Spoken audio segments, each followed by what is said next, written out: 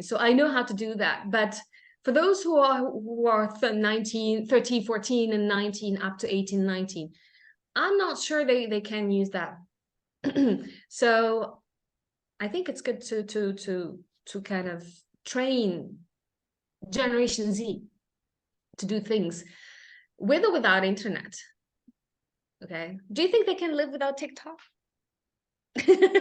I wish they would. I wish there were I don't know if this is part of the KaiZen podcast or not, but Okay, I have okay. a very strong opinion on social media, and I do agree with a lot of commentators out there that I think on the overall, the world has been made worse by social media. On the overall, there are people who know how to use it, and through social media, I met you. Through social media, I've been able to, I think, affect or may have some good effects on my community. But in general, especially gotta say, TikTok and Instagram are on the whole, Twitter especially lately, have just become negative drags on the people that they affect. Facebook,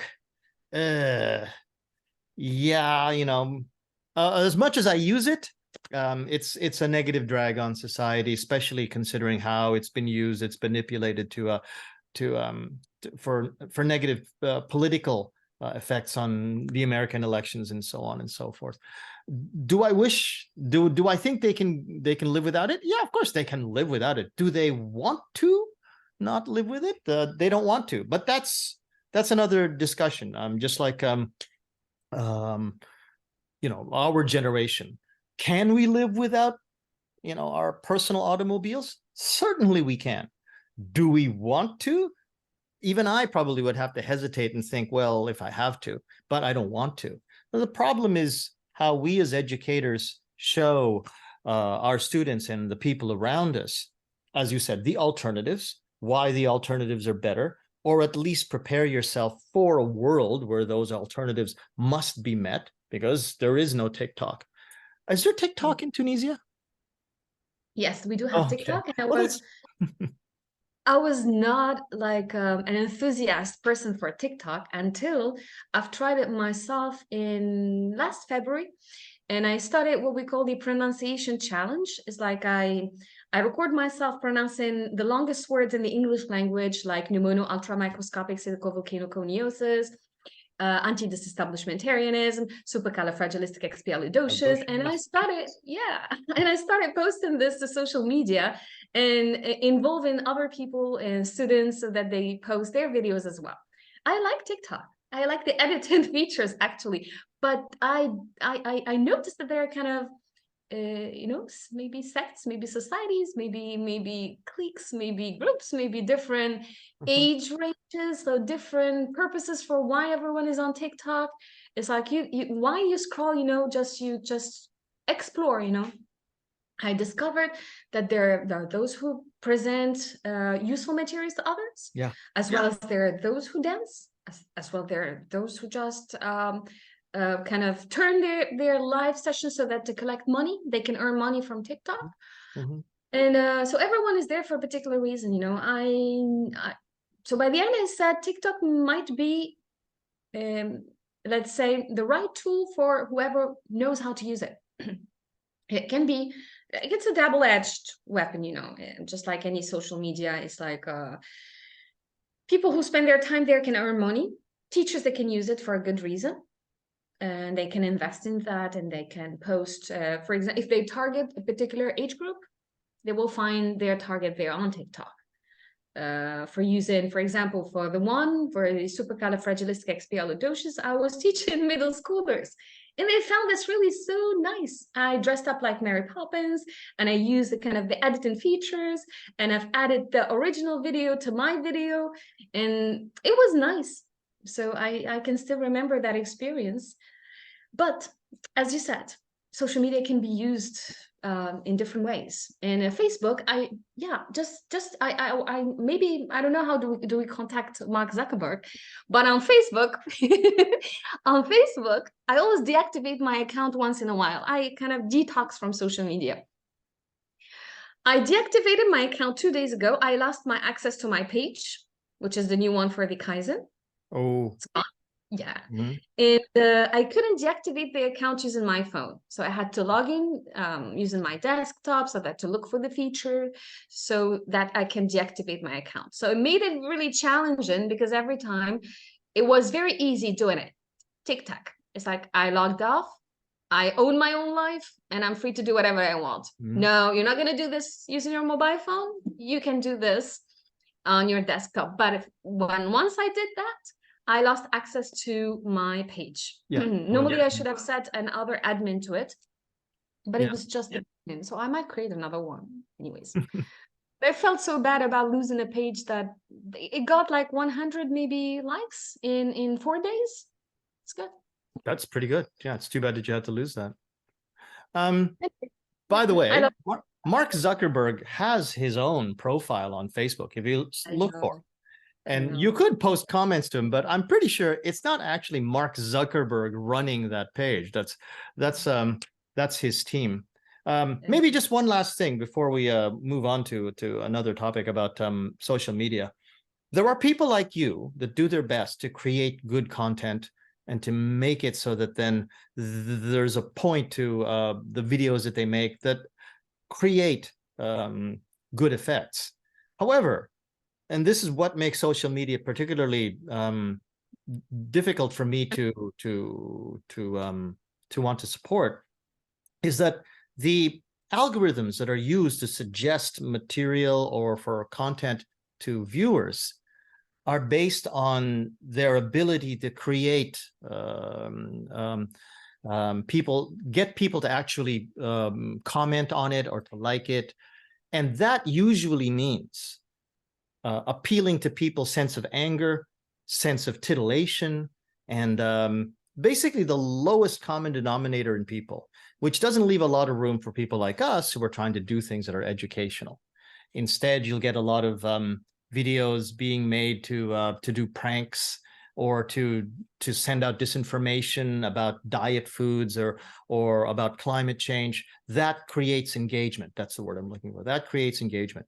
And unfortunately, people feel less engaged. They might say, wow, that's really great, Joseph. You're doing such great work. Keep it up. But for the most part, they're not going to engage with educational materials on social media. Yes. You know. Because I'm not setting any call to action to my podcast. Is like there is a marketing strategy to be done maybe in this sense, because I wanted this to be like fully educational and for educational purposes. It's like I can make a show out of this, and I can have teachers sing, I can have teachers maybe present something that you can talk about, but I just wanted to keep it like something pleasant to see, and no call to action in this. It's like I don't request from others like to follow up with this, to maybe I will add this to Spotify. They kind of add a feature where I can set questions to the listeners, where I can set a poll, for example, to kind of engage them into listening more to the podcast. But sometimes it's like I don't want to. I just do it the normal way, the normal pace, and maybe if maybe in a year, maybe in a month, maybe I don't know when exactly. First, I'm not monetizing this, so a lot of podcasters, they do monetize their podcasts. That my region, no, it's not possible, so I'm not monetizing this. Apart from this, I'm just keeping it free. But if ever I'll be monetizing this, it can be kind of collaboration between me and my speakers. For example, I can set a collaboration, like they say, collab, the teenagers. And for every speaker who attends with me, it's click per rate per click. That's what they call it. It's like whenever people will be watching my podcast, I'll be sharing the same rate with my speakers, and that will be a win-win kind of partnership. Sure. So, but not for the moment, since I don't have the privilege of monetizing anything.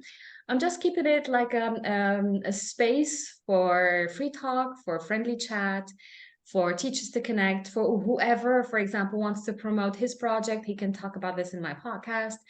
Whoever wants to have a voice, have an idea to share, he or she can do that. So I'm just letting this go free flow, no limits, no Sure. setting. Why not? Yeah. If you don't feel the pressure to actually try to constantly make money every time you try to do something, I think that can be very liberating. And you end up actually being able to do a lot more experimentation because you think, hey, why not? I'm not going to make any money on it anyway. And it and maybe reveals some different opportunities. Yeah, but in case I'll be having that privilege, if ever I'll be moving to live in a different country, maybe I will, and if I will monetize this, I'll be sharing like the speakers part with my colleagues. So whoever contributed to this sustainably has his part, her part, their part of the whatever I'm going to generate from this podcast. So it's a lifelong project. And they might see me with different podcast names. Now it's KaiZen. I might keep this ongoing for years, as much as I can keep it for 1 year. It depends on my colleagues' willingness to contribute. I can really set the podcast as a kind of a one-woman show. I can really record myself talking about things and sharing ideas about what I like in the world, for example, but not at this level. Maybe at a different level, maybe a different time. Sure. I'll be kind of putting more effort into this. I have a lot of ideas still, and yeah. I think Jose, you need to talk of this every time they're gonna see you. Say you're here. Okay.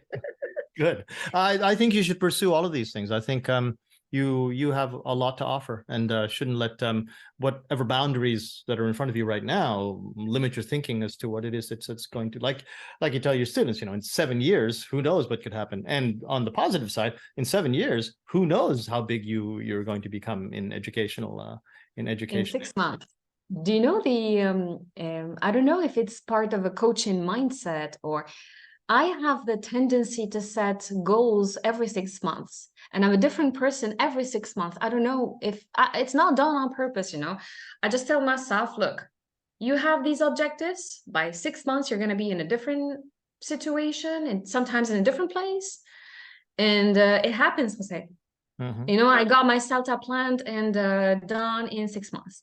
And I kind of transitioned from teaching at being a university lecturer teacher towards teaching middle schoolers and young learners. So and I did that, like I resigned and did my podcast out of the blue, like I decided to do this like without planning this. So who knows, after 6 months from now, it's like September, we say in Arabic, so I'm going to use the Arabic. I said the word ahna, it's we say inshallah khair. It means inshallah, it means with God's will, everything is going to be okay. It's going to be all right. How do we say this in French? In French? In French? I don't know. Shouldn't you ask yourself? You're not bilingual, Jose? I'm bilingual in Japanese. Okay. How do we say this in Japanese? What are we trying to say again? With God's will, everything is going to be okay. It's going to be all right. Kami ni shidai zenbu wa daijoubu ni naru, something like that. I don't know. There might be a really nice way to say it, but that's the way that I would say it. Yes. Thank you so much. Don't thank me. That might have been horrible Japanese. Please, anyone who actually speaks real Japanese, please forgive me for what I just said. It's really Japanese. You're doing your best. Thank you so much for always. And everybody likes the part where you translated. Do you remember the last part in Ikigai, where we had to speak different languages and I asked you to translate a few words and to say them in Japanese? Oh, yes. Yeah, and you talked about the sentence structure in Japanese, and everybody there appreciated completely that. Reversed. Yeah, really? It is. Okay. Just Arabic. Yeah. Okay. So Jose, KaiZen. Okay, so since you're bilingual and let me say by nature, you came across this word, even at least once while living in Japan. Have you heard like someone using the word KaiZen in Japan? Oh, often. It's a very normal word in Japanese. Kaizen suru, kyo, あなたの家はね、もう最近改善しましたよねと。So you use it all the time. It's a normal word. It's basically means improve. So in Yes. the same way that you would use the word improve very much off the cuff in English or French, then you would use it in Japanese. Can we use it as a verb? So can we say to Kaizen in Japanese or no? Is it a noun?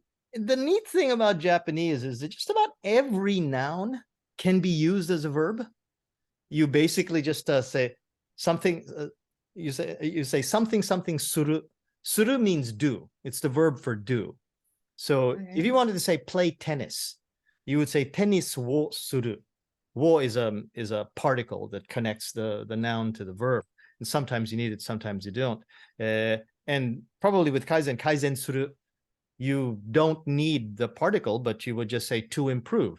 You could also say jotatsu, but jotatsu has a different meaning. But yeah, you could say to Kaizen if you wanted to, Yes. which sounds so weird in English, but yeah, I guess that's how you would translate it from Japanese. I kind of